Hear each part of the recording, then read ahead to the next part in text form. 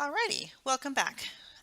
Next, we're going to talk about acute and chronic renal failure, just to round out and finish up the GU chapter. All right, so renal failure can be classified as either acute or chronic. Acute is going to be something that occurs over days, possibly weeks. It is usually reversible. Chronic occurs slowly and does cause permanent damage to the kidneys. Both types of renal failure are characterized by oliguria and azotemia. Azotemia, if you have forgotten, is the accumulation of nitrogen in the blood. Uremia is another word associated with renal failure. It's more advanced azotemia, basically. It's when the accumulation of nitrogen produces toxic symptoms. Azotemia is not life-threatening, but uremia is. All right, so now we'll talk a little bit about acute renal failure. Possible causes are listed for you on your slide, so you can read through those. Treatment goal, treat the underlying cause. We got to figure out what's causing the acute renal failure, treat that, then theoretically the acute renal failure will reverse and kidneys will kick in again and will be good. Children with renal issues are extremely susceptible to hospital-acquired infections. Therefore, it is important to monitor their electrolytes, specifically their potassium, since that can be life-threatening.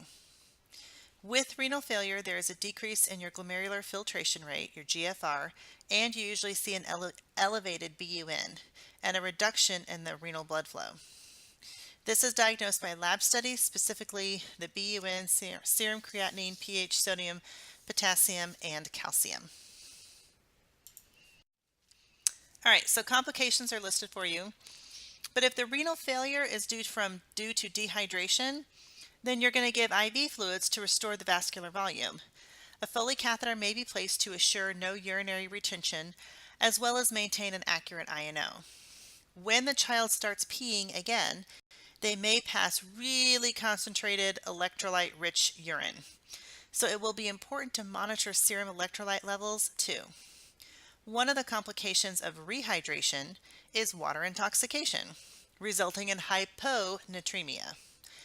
To prevent hyperkalemia, the child may be placed on a low potassium diet. Hypertension is a common complication and it's managed with antihypertensives, as well as cutting back on fluids and salt, just like we do for the old folks.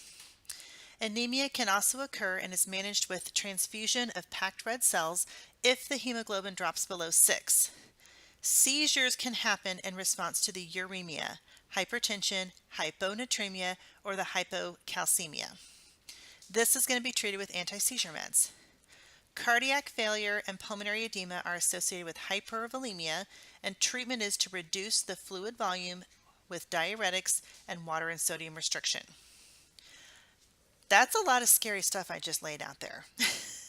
Overall, you should know that the prognosis is good if the acute renal failure is due to something from like dehydration, nephrotoxins, or ischemia. Acute renal failure after cardiac surgery is less favorable. If the acute renal failure is due to something like hemolytic uremic syndrome or the acute post-infectious glomerulonephritis, recovery will occur, but they're likely to have some renal impairment or chronic hypertension afterwards. Sometimes acute renal failure will lead into chronic renal failure. All right, chronic renal failure causes. The most common ones are listed for you on your slide. I want to introduce a person that I'm going to reference and talk about in some of the later slides. I'm going to talk about my nephew Nathan. He lives in Florida. He's 11 years old, and he used to have chronic renal failure. His renal failure developed as an infant. He was a twin, obviously, and he was born at 35 weeks gestation. But he was a discordant twin, and he was like 3 pounds and 15 ounces at 35 weeks, and his brother was like, 5.5 pounds. So his brother got all the groceries. Nathan didn't get as many. He didn't grow as well. When Nathan was born, he had some cardiac defects. He had an ASD, a VSD, and a PDA. And eventually the PDA was not closing on its own, and so the doctor went in to close the PDA. The doctor made a mistake, and instead of clamping off the vessel for the PDA, he clamped off this child's aorta. So Nathan ended up with impaired circulation to everything south of his aorta. His kidneys took the hardest hit. He had impaired blood flow, and the kidneys, like the brain, get really fussy when they don't get good perfusion. So his renal failure occurred as a direct complication of his failed surgery to close the PDA. His gut also took a bit of a hit, but his gut did recover. And then he's had a lot of other complications, too. So that is Nathan, and I will kind of talk about him as we go through the next slides because he's a great example of chronic renal failure. Initially, children in chronic renal failure can be asymptomatic, but as the renal function declines, symptoms are going to start to appear.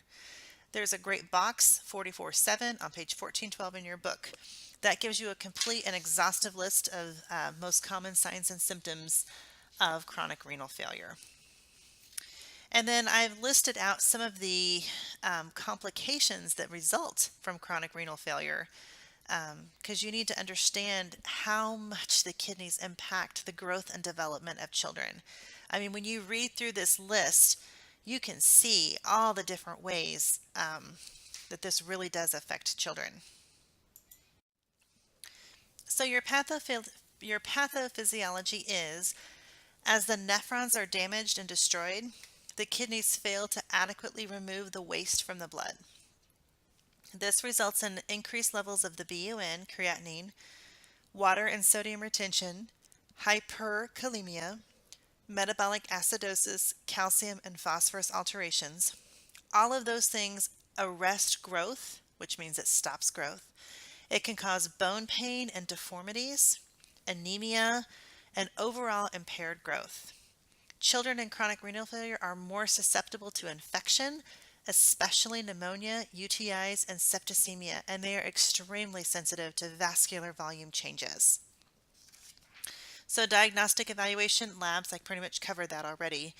And then your therapeutic management goals, you can read through those on your slide. So you can see that chronic renal failure, growth is often delayed, puberty is often delayed. The uremic environment affects the hormones, which is why the growth and the puberty are delayed. Lots of times children with renal failure, they just don't grow very good, and they end up on growth hormone injections and erythropoietin injections too. My little nephew Nathan ended up on both of those. Diet becomes very important. Water is not limited. If you have chronic renal failure, it is encouraged. A low protein diet is to be implemented, as well as a low potassium and a low sodium diet. Recall, if your calcium is low, your phosphorus is high.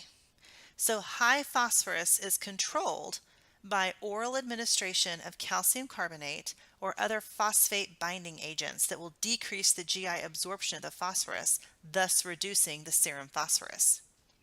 Children receive vitamin D supplements to aid in the absorption of calcium and suppress parathyroid levels.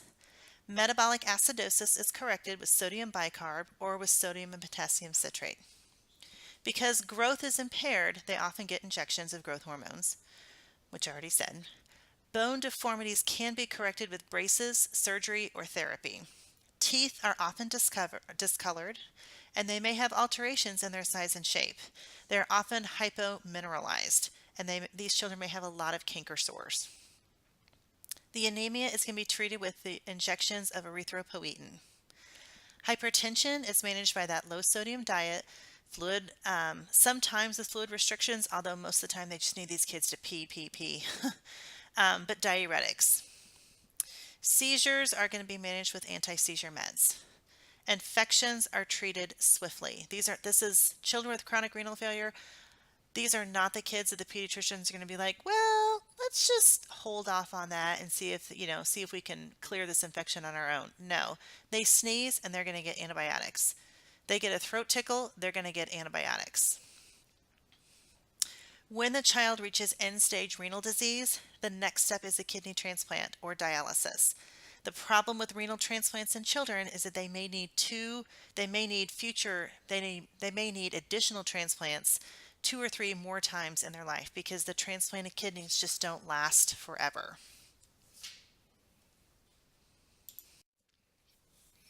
Okay, so I wrote out exactly what it's like to care for a child with chronic renal failure. Before Nathan has had a kidney transplant, he got his first transplant over Memorial Day weekend exactly 1 year ago. So this is not the same medication regimen that he is on now, but this is what he was on prior to transplant. And you can see how crazy this is, and how my sister-in-law has everything written out, to a T, for everybody. When you look at the Lamictal ODT, that's the oral disintegrating tablet. Look at how many meds, and that's just until lunchtime. And then here's page 2. This is, from dinner until bedtime. These are all the meds that this child was on, which is crazy, crazy, crazy. Imagine if you were the parent and you had to keep track of all this. That's a lot to keep track of. It's an awful lot to manage, right? So some of the psychosocial challenges are listed for you here. Altered body image is a concern. Oftentimes these kids, they don't grow well, so they're going to be short. And that presents a whole host of issues. These children, they don't want to be different from their peers. They may have a catheter.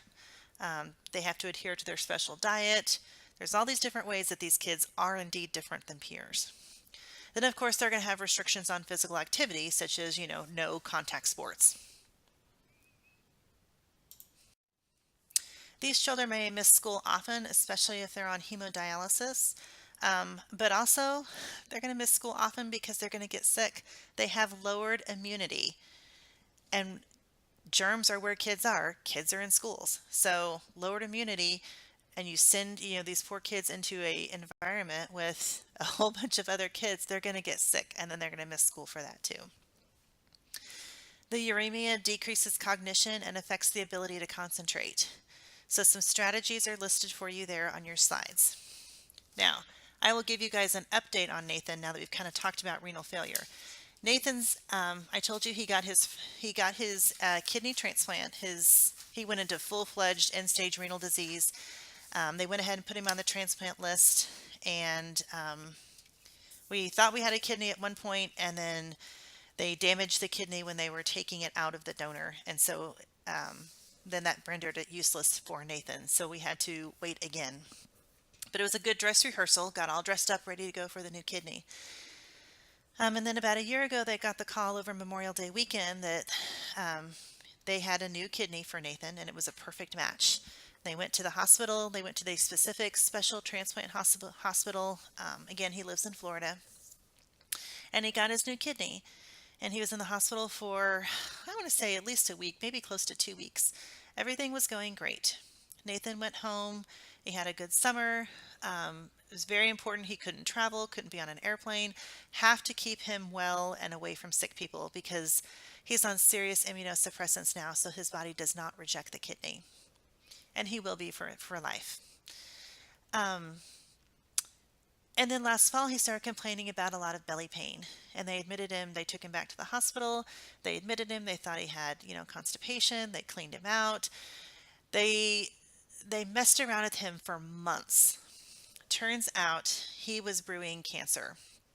There's something called PTLD, but it's post-transplant lymphocytic cancer. It's lymphoma. And that's what Nathan got because Nathan, as crazy as it sounds, had never had Epstein-Barr virus in his life. And the donor that he got was a young adult. And my family is grateful to that young adult's family who made that decision to donate his organs every day. And it's not the donor's fault at all, but he was older, and he had Epstein-Barr virus in his lifetime. Epstein-Barr virus can trigger lymphoma in children, as it turns out. So you have this Epstein-Barr virus. Now, normally your immune system is on patrol for rogue cells, right? And it, swims around in your blood, patrolling. It says, "Ooh, rogue cell," pss, pss, pss, pss, pss. and like nukes it and kills it, right?